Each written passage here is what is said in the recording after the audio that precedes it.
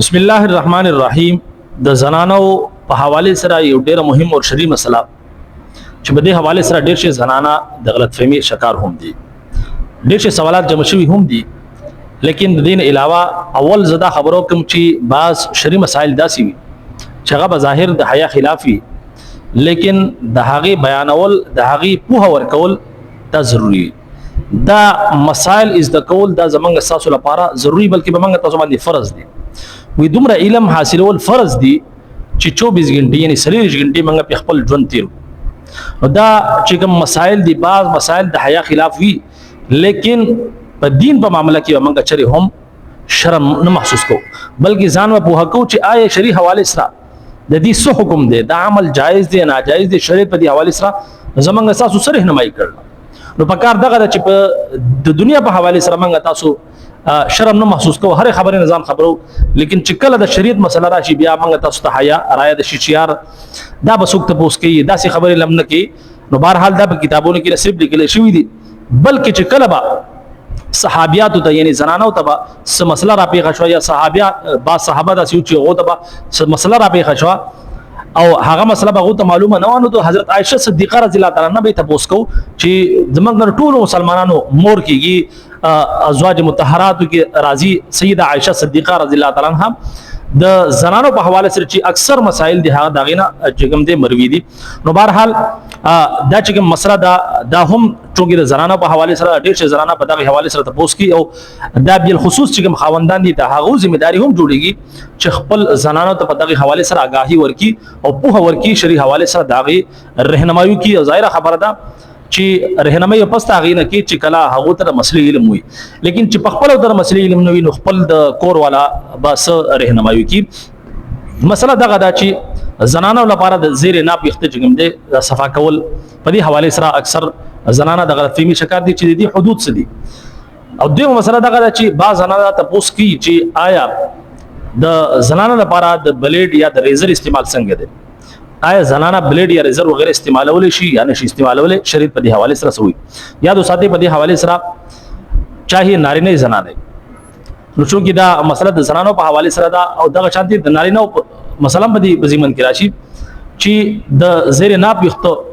یا دغه شانتي د ترخکونو یختو دا کټ کول دا صفا کول دا د انسان په فطرت کې شامل دي. نبی علیہ الصلوۃ والسلام فرمایي چې دا د انسان په فطرت کې شامل دي، یعنی دغه شانتي سنت شو ماشومان چې سنت کې دغه شانتي نکونه کټ کول شو یا دغه شانتي د ترخکونو یختو وغیرہ صفا کول دا داسې شیزونه دي، نکونه کټ کول شو دا د انسان په فطرت کې داخل دي. نو بیا ظاهره خبره د دین اسلام یو داسې مزمنګ تاسو الله رب عزت را کړی چې په خپل پاک دي موږ تاسو ته د صفائی حکم راکړي او په دین اسلام کې صفائی نصف ایمان دی، نیم ایمان چې دغه صفائی ده. نو په دې حواله سره چونکې د دې تعلق د صفائی سره دی، نو دین اسلام شریعت دغه وی کچري یو انسان داسې وي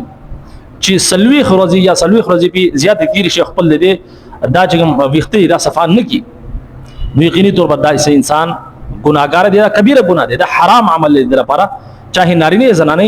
سلوي خروزي په تیر شي او د خپل د دې صفائی خیالونه ساتي صفائی ونی کی، نو دا کبیره ګناه دی، حرام عمل دی. نو کوشش دا وکړي چې هر هفته رجګم دي، هر هفته کې خپل ځان د صفائی خیال ساتي، چاهي نارینه یا زنانه د ترخکورو وخت شو یا زری ناف وخت شو، سمجھ کې مخبر راځي او کچره نه نو زیات نه زیات 15 ورځې 20 ورځې، لیکن دومره زیات چې کوم دي سلوي ورځې په دې شي نو یقیني طور پر دا بالکل ناجایز او حرام عمل له ګناهي کبیره ده. اوس راځو دي مسلې طرف ته. ګوره د دې چې کوم حدود دي د نامه دلان دی نوالي د کوکی اډو کې ته چوي لګي سیټونو ته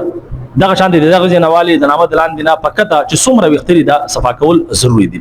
او بالخصوص چې کوم ستر وي یعنی د وړو بولار یا دغه شان دي د غټو بولار چې آس پاس کوم وخت دي دغه صفا کول هم ضروری دي. ډیر خلک داسې وي چې هغه سیټونو د وخت صفا کوي او چې کوم د وړو بولار وي یا دغه شان دي د غټو بولار وي دغه سره آس پاس چې کوم د وخت نه صفا کوي، یاد وساتئ دا اصل مقصد هم دغه چې په دې باندې نجاست ونه لګي، یعنی امتیازي کی یا غټ بول کی پخانه وغیرہ. نو کچري دغه وختو سره ظاهر خبر ده کچري دغه وختوي نو دغه سره دغه نجاست لګي، نو اسلام شریعت موږ تاسو دغه چې دا مکمل صفایي شي نو دغه بذریعہ باندې د دې نجاست نه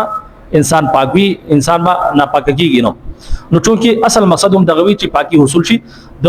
نامه دلاندې نوالی د کوکی چې کوم اډو کې دي سیټونو ته دغه نوالی پکته چې څومره وخت دي د زنانه د پاره د نارینه د پاره دا بالکل مکمل صفا کول او د دین علاوه هغه زیونه څنګه چې رونونه دي د رونونو هغه زیونه چې کوم د 70 سنې شرمګاونو سره یو ځای لګي په هغه باندې د نجاست لګیدو خطر وي نو دا وخت صفا کول هم ضروری وي سمجھ کې خبر راځي نو دا چې کوم د دې حدود دي او قیود دي هغه د دین علاوه چې کوم زنانه دا تاسو کې چې د زنانو د پاره د بلیډ یا تریزر استعمال څنګه دی په شریعت کې د اجازه شته یا نشته یاد وساتئ د زنانو لپاره افضل او بهتر دغه چې هغه د کریم وغیرہ په ذریعہ باندې خپل د دې وختو چې کوم دي صفایو کې چای د ترخونی وختوي یا د شانتي د زری ناب چې کوم وختوي لیکن کچري زنانه داسي وي اکثر زنانه داسي وي چې هغه او ته د دې کریم په ذریعہ باندې الرجی کیږي نو هغه بالکل د ریزر یا د بلیډ وغیرہ هم استعمال کولای شي شریعت موږ تاسو ته د هر مسلې چې کوم سہولت راکړل لیکن افضل او بهتر دغه زنانه لپاره چې هغه د کریمو استعمالو کی دغه شانتي د نارینه لپاره افضل او بهتر دغه دا چې هغه د بلیډ استعمالو کی یا د ریزر استعمالو کی لیکن یو نارینه دا سری چې دا هغه د بلیډ یا د ریزر وغیرہ نه الرجی کیږي نو هغه هم بیا کریم وغیرہ استعمالول شي دا په ذریعہ باندې خپل یخت صفا کول شي بهرحال امید کوم چې دا مسله به مو په سمجھ کې راغلی اجازه راکړئ السلام علیکم ورحمت الله وبرکاته